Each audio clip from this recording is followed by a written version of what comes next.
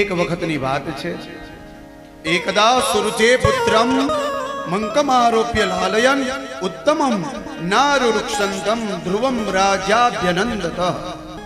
એક વખત સભામાં રાજા પોતાના સિંહાસન ઉપર બેઠા છે અને એ જ સમયે ધ્રુવજી મહારાજ દોડતા દોડતા આવે, પિતાના ખોડામાં બેસવા માટે જાય.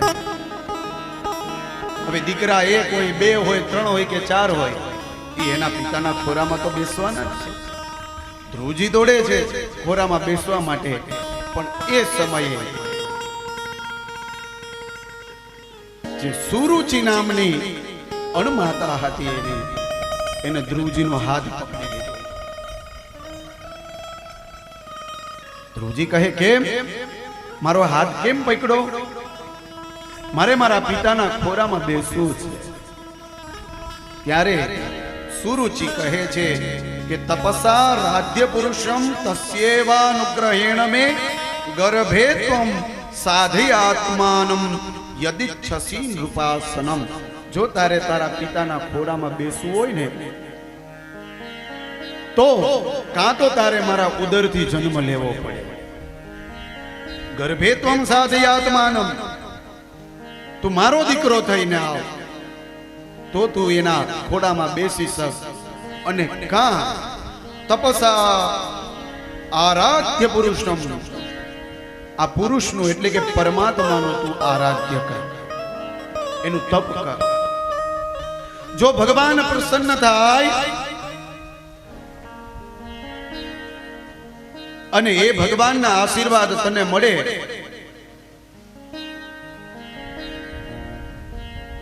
તો તું તારા પિતાના ખોડામાં બેસી શકે.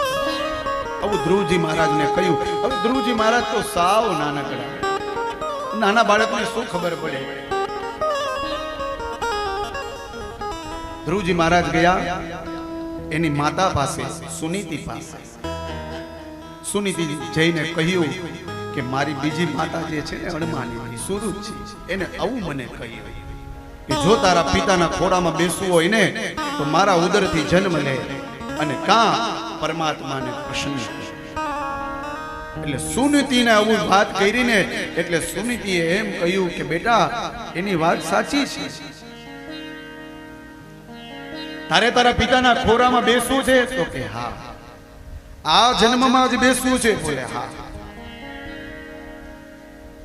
તો એક કામ કર, જે પુરુષનું કીધું છે ને એ પુરુષનું તપ કર. જંગલમાં જા, ભગવાનને શોધ, ભગવાનનું ભજન કર, ભગવાનને પ્રસન્ન કર.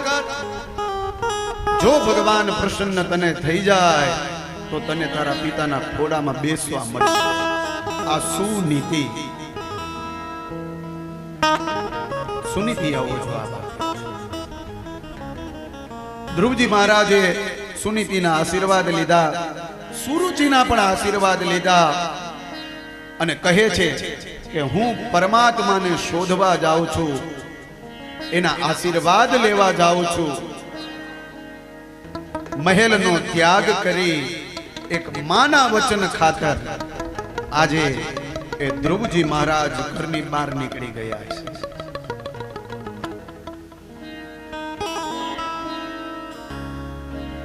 જેમ રામાવતારની વાત કરું તો ભગવાન રામને એની માતા જે કઈ વચન માંગ્યા હતા અને કહ્યું કે રામને વનવાસ થાય, અને રામે એ માએ કહ્યું ને બસ બીજું કાંઈ સાંભળવું નથી, એને મહેલ છોડી દીધો. આ બાજુ ધ્રુવજી મહારાજે મહેલ છોડી દીધો. આ ત્યાગ કરવો ને બહુ અઘરો છે. મહેલમાં રહેતા હોય ને પછી ઝૂંપડપટ્ટીમાં રહેવું પડે ને, બહુ અઘરું છે. એ બધા લોકો ન કરી શકે. વૈભવતાથી રહ્યા હોય અને પછી ગરીબ પરિસ્થિતિમાં રહેવું પડે તો રહી ન શકશે. પણ જે ગરીબ માણસ છે એ અમીર બને તો એને ખબર છે કે મેં શૂન્યમાંથી સર્જન કર્યું છે, એટલે એ બધી પરિસ્થિતિને સમજતો હોય અને એ રીતે રહી શકે. માણસ હોય એને જ્યારે ગરીબાઈ આવે અને ઈ જે એને ભોગવવું પડે એ એના માટે અઘરું હોય. અને ત્યાગ કરવો એ તો બહુ અઘરો છે. બે મિત્ર હતા, એક સંગ્રહને માને અને એક ત્યાગને માને. સંગ્રહ વાળો મિત્ર કહે કે પૈસો છે ને એ જ સર્વસ્વ છે. પૈસો મારો પરમેશ્વર, બૈરી મારી ગુરુ, છૈયા છોકરા શાલિગ્રામ, અને આમાં સેવા કોની કરું? જે વ્યક્તિ પૈસાને પરમેશ્વર માને છે, બૈરીને ગુરુ માને છે, આ કલયુગમાં એવા ઘણા છે. આમ તમે મોટા સિટીમાં જાઓ ને તો એવા ઘણા ઘોઘા જોવા મળે. હા, સત્ય હકીકત છે. માનવું પત્નીનું ચોક્કસ માનવું એ શક્તિ છે, એનું માનવું. પણ એટલું ન માનવું કે એના કહેવાથી આપણે આપણા મા બાપને, ભાઈ ભાભીઓને, પરિવારને આપણે છોડી દઈએ. એના માટે આ ઘોઘા શબ્દ છે.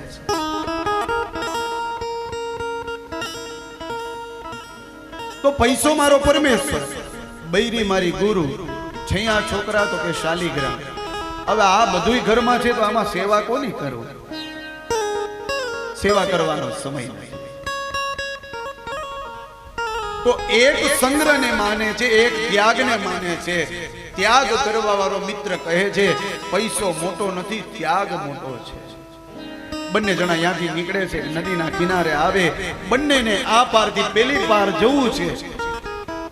જે સંગ્રહને માનતો હતો ને એના પાસે 2 રૂપિયા હતા, પણ જે ત્યાગને માનતો હતો ને એના પાસે 1 રૂપિયા નતા. પણ આ પારેથી પેલે પાર જવું છે, નાવ પડી છે.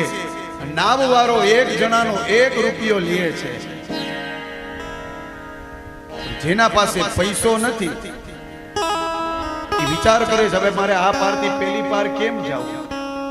અને ત્યારે પેલા સંગ્રહ કરવા વાળા પાસે 2 રૂપિયા હતા ને એને કહ્યું કે જોયું ને ક્યારનો તું કહે છે કે સંગ્રહ મોટો, સંગ્રહ મોટો, ત્યાગ મોટું, ત્યાગ મોટું. ક્યાં ગયો તારો ત્યાગ? હવે અહીંથી પેલી પાર જવા માટે પૈસા જોશે. તારા પાસે છે? તો કે પૈસા તો નથી. હવે તું જો માનતો હો તો મારા પાસે 2 રૂપિયા પડ્યા છે, તારો 1 રૂપિયો હું આપી દઉં? પેલો મિત્ર કે આપી દે. મિત્ર છો તો આપી દે.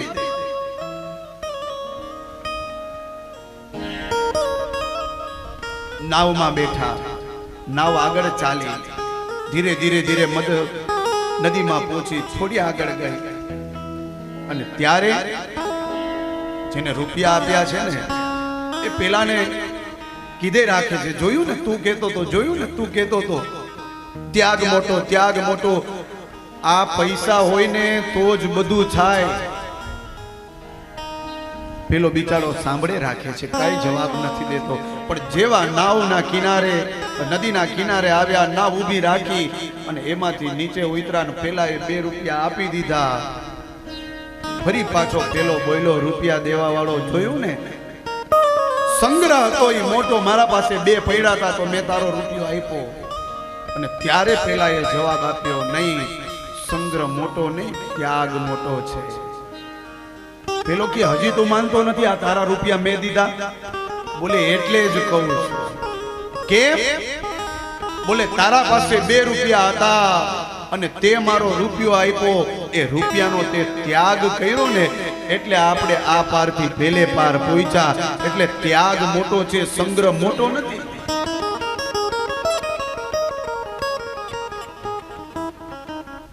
તો ધ્રુવજી મહારાજે મહેલનો ત્યાગ કર્યો, છોડી દીધો. નકર ધ્રુવજી મહારાજને શું ખબર હતી ભગવાન મળશે? અરે જે ઋષિવરો, વિદ્વાનો, જ્ઞાનીઓ આ ભગવાનનું હજારો વર્ષો સુધી સ્મરણ કરતા છતાં પણ પરમાત્મા એને દર્શન નતા આપતા. તો આ ધ્રુવજીને ખબર હતી કે મને ભગવાન મળી જશે. તો પણ એક વિશ્વાસથી, એક શ્રદ્ધાથી અને એક માના વચનના ખાતર માએ કહ્યું કે તું ભજન કરીશ ને તો ભગવાન મળશે. બસ એ વચન ખાતર એને મહેલનો ત્યાગ કરી અને એ આજે રાજકુંવર એ ધ્રુવજી મહારાજ વનમાં ગયા, ગામ લોકો ના પાડે, ધ્રુવજી માનતા નથી. ધીરે ધીરે ધીરે ધીરે ધીરે જંગલની અંદર વનમાં મધ્યસ્થ પહોંચ્યા. નારદજી મળ્યા ધ્રુવજી મહારાજને. ધ્રુવજીને કહ્યું કે બેટા ક્યાં જા છો? ધ્રુવજી મહારાજ નારદજીને વંદન કરે, ઋષિવાર વંદન આપના ચરણોમાં. હું ભગવાનને શોધવા જાઉં છું. બેટા ભગવાન આવી રીતે મળે? આવી રીતે ભગવાન ન મળે. ધ્રુવજી મહારાજ કહે, મને મારી માએ કહ્યું છે ભગવાન મળશે તો ભજન કર. ભજન કરવાથી ભગવાન ચોક્કસ મળે. તું ભજન કર. એટલે હું નીકળો છું, મને વિશ્વાસ છે મારો ભગવાન મને મળશે. ધ્રુવજી મહારાજ કહે, તું જે જંગલમાં આવ્યો છે ને એમાં મોટા મોટા પ્રાણીઓ છે. સિંહ હશે, વાઘ હશે, હાથી હશે. આવું અઘોર જંગલ છે અને તું નાનકડો એવો છો, તને ડર લાગશે. બેટા તું નીકળી જા પાછો તારા મહેલમાં, એમ ભગવાન નહીં મળે. પણ નાનો એવો બાળક ધ્રુવજી, એનો અટલ વિશ્વાસ, અટલ એના શબ્દ એમ કહે, ઋષિવર હું જવા માટે અહીંયા આવ્યો નથી, હું તો ભગવાનને મેળવવા આવ્યો છું અને હવે મેળવીને જ રહીશ. એટલું કહીને ત્યાંથી આગળ ચાલે. નારદજીએ કહ્યું, બેટા ઉભો રે. એ ધ્રુવજી મહારાજને ઊભા રાખ્યા. કહ્યું, ભગવાનને મેળવવા છે? તો કે હા, હું તને એક મંત્ર આપું છું. સંત મહાત્મા બ્રાહ્મણો એ એક વખત સામેવાળા વ્યક્તિને ચકાસે કે આની શ્રદ્ધા કેવી છે, આનો વિશ્વાસ કેવો છે, એનો ભાવ કેવો છે. એના ભાવ ઉપર એ પછી મંત્ર રૂપી દીક્ષા આપે. પછી ગુરુ શોધવા ન જવાનું હોય, એ ગુરુ એના શિષ્યને શોધી લે કે આ શિષ્ય લાયક.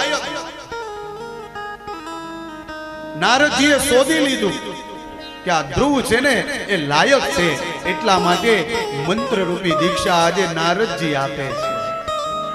અને 12 અક્ષરનો મંત્ર એ નારદજીએ ધ્રુવજી મહારાજને આપ્યો છે.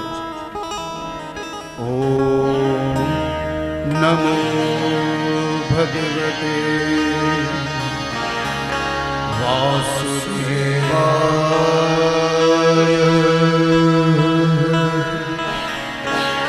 ઓમ નમો ભગવતે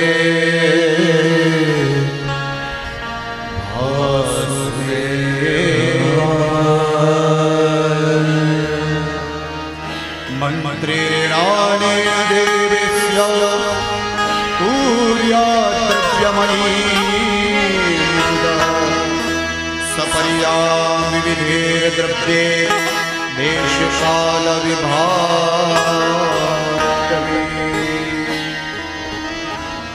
સુંદર મંત્ર દીક્ષા આપી છે. ઓમ નમો ભગવતે વાસુદેવાય. બેટા આ મંત્રનો જાપ કરજે, તને ભગવાન મળશે. નારદજીના આશીર્વાદ લીધા. નારદજી અદ્રશ્ય થયા અને આ બાજુ ધ્રુવજી મહારાજ ફરી પાછા ચાલવા લાગ્યા. એક નદીનો કિનારો આવ્યો.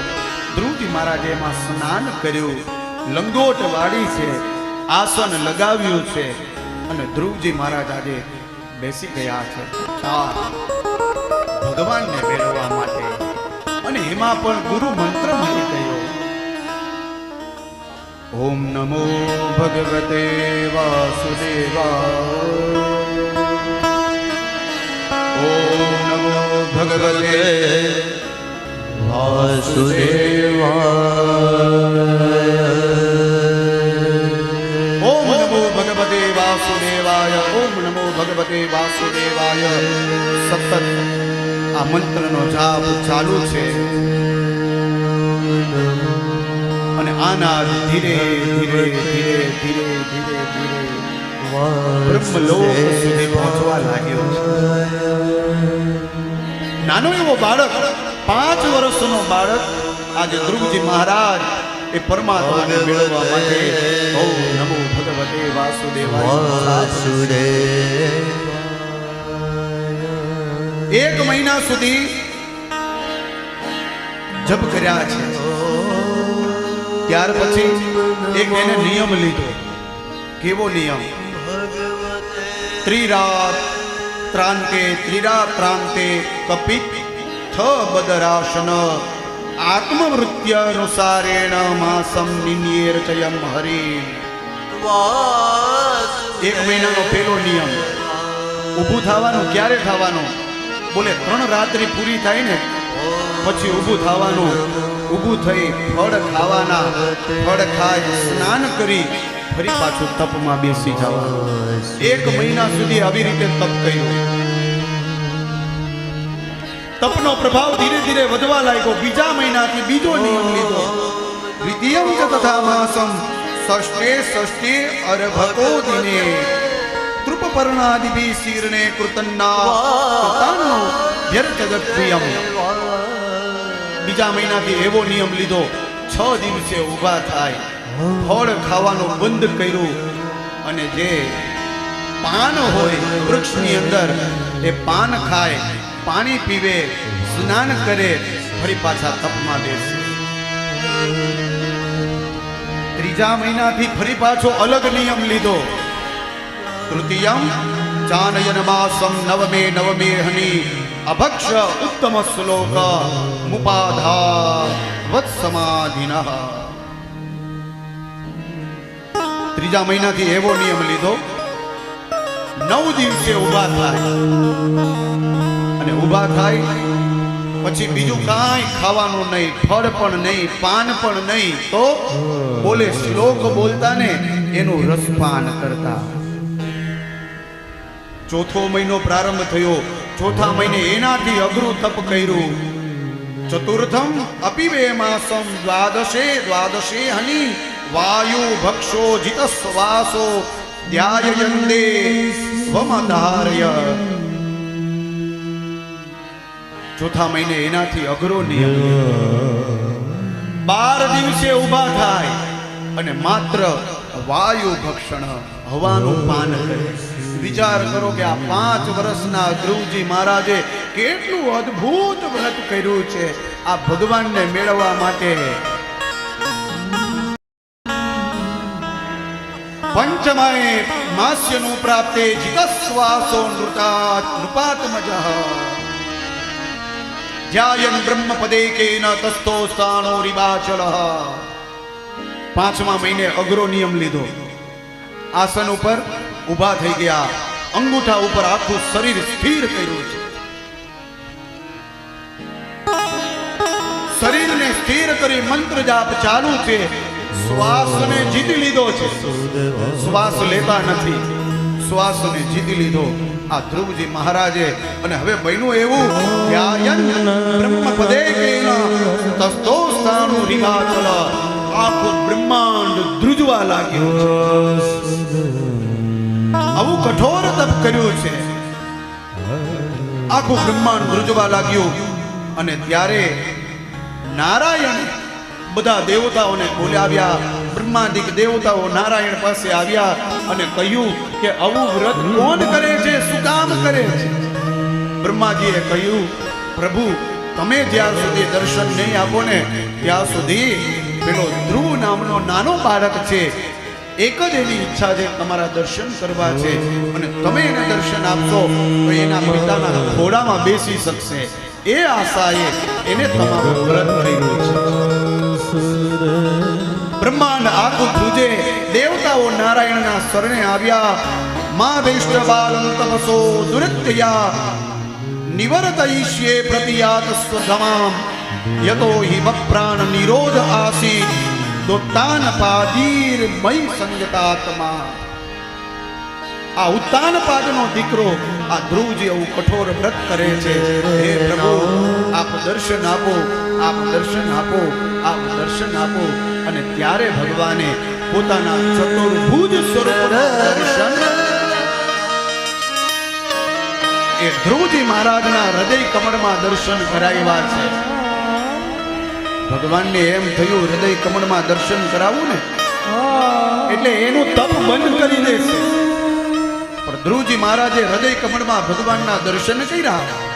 અધરમ મધુરમ નયનમ મધુરમ વસિતમ મધુરમ ચલિતમ મધુરમ મધુરાધિપતિરખિલમ મધુરમ. આ અખિલ મધુર વાળા બંસીધારી કૃષ્ણના દર્શન હૃદય કમળમાં ધ્રુવજી મહારાજે કર્યા. પણ આંખ ખોલી નહીં. ભગવાન કે હવે તો આંખ ખોલ.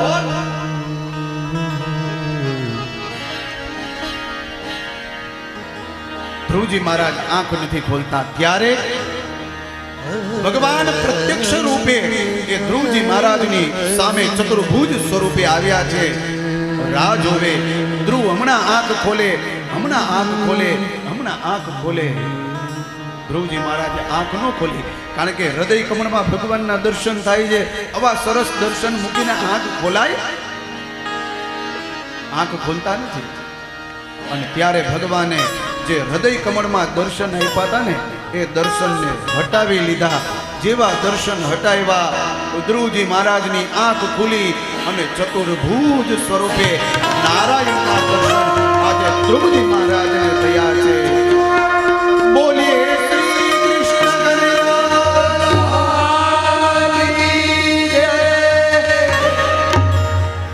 આ ધ્રુવજી મહારાજ જોવા લાગ્યા, વંદન કરે છે અને માત્ર જોવે છે.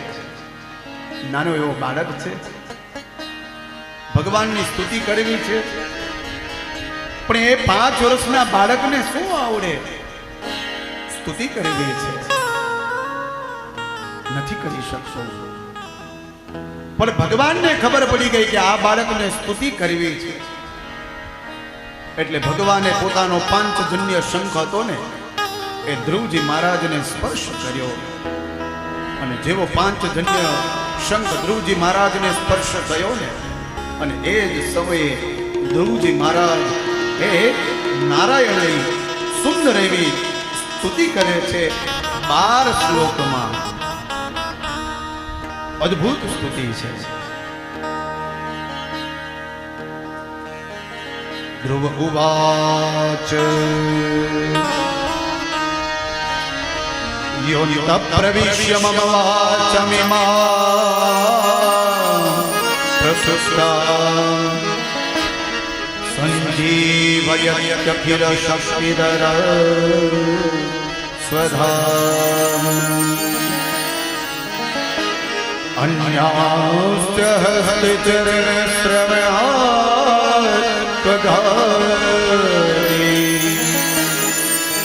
પ્રાણાનમો ભગવતે પુરુષાય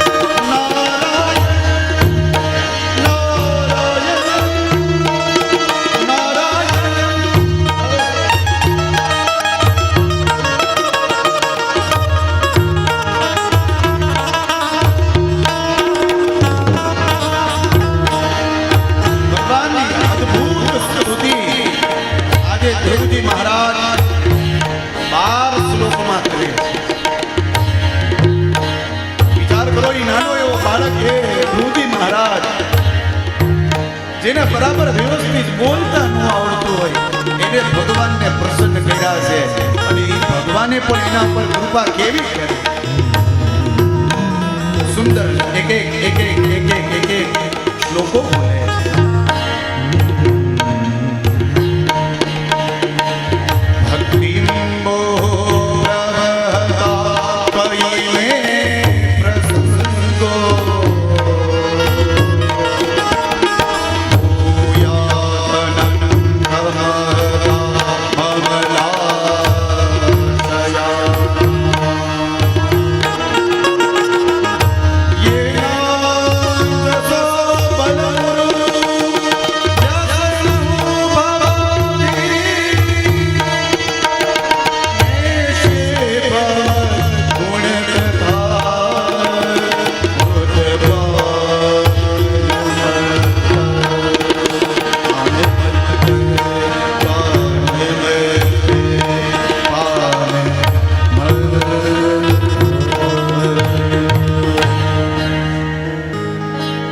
નાનો એવો બાળક મંદિરમાં ગયો કોઈને શ્લોકો આવડતા હતા કોઈ શ્લોક બોલતા હતા આ બાળક જોવે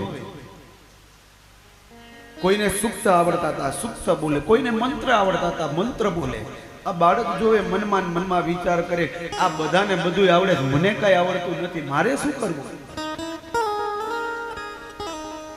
હાથ જોડી ભગવાનને કઈક સ્તુતિ તો કરવી ને કઈક વંદના તો કરવી ને કઈક પ્રાર્થના તો કરવી ને એ બાળક વિચાર કરે છે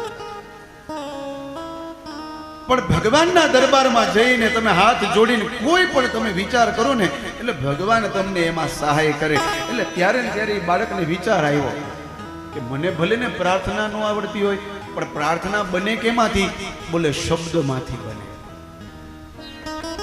પ્રાર્થના કેમાંથી બને તો કે શબ્દમાંથી બન્યા અને ત્યારે એ સમયે એ નાના એવા બાળકે ભગવાનની સામે 11 વખત આખી એબીસીડી બોલી લીધી A to Z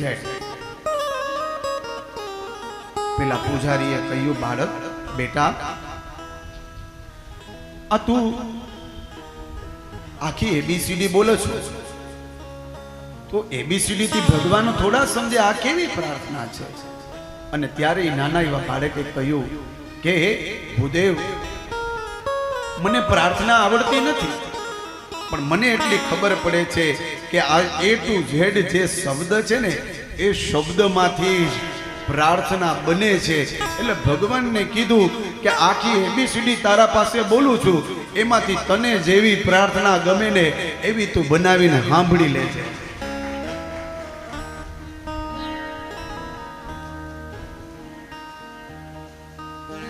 ધ્રુવજી મહારાજે આજે ભગવાનને પ્રસન્ન કર્યા છે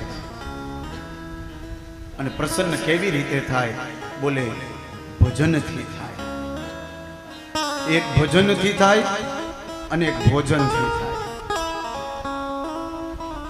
ભોજન કરાવો ને તો પણ ભગવાન પ્રસન્ન થાય એટલા માટે આપણે વીરપુર જતા હોઈએ મધ્યાહનનો સમય થયો હોય કે સાયમ સમય થયો હોય પ્રસાદ કન્ટિન્યુ ચાલુ જ હોય ભોજન ભૂખ્યાને ભોજન કરાવો ને પરમાત્મા રાજી થાય સાહેબ અને ભોજન કર્યા પછી ભજન પણ શ્રેષ્ઠ છે ભજન કરો